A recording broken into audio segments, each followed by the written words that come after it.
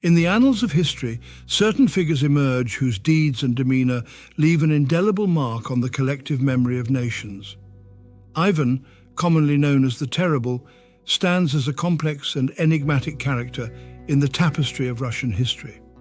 While he is often celebrated for his accomplishments, particularly in expanding the Russian state, it is imperative to scrutinize his darker facets.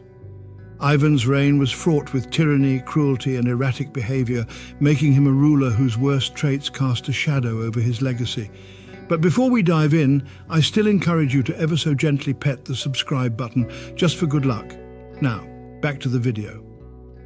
At first glance, Ivan's sobriquet, the Terrible, may seem hyperbolic or unfair, but a closer examination reveals a ruler whose actions and temperament justified such a moniker.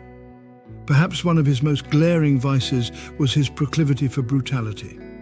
Ivan's reign witnessed a plethora of executions, purges, and atrocities that stained the pages of Russian history. His infamous secret police, the Oprichniki, terrorized the populace, instigating a reign of fear that left many in perpetual trepidation. The Fourth's erratic behavior further exemplified his worst traits. Ivan's mental instability manifested itself in fits of rage, leading to violent outbursts against those around him, including close advisors and family members. This capriciousness not only destabilized the court but also sowed the seeds of distrust and paranoia, creating an atmosphere of uncertainty that permeated throughout the realm. Another of Ivan's damning traits was his ruthless approach to governance. The Fourth's centralization of power resulted in the diminution of the nobility and the concentration of authority in his hands.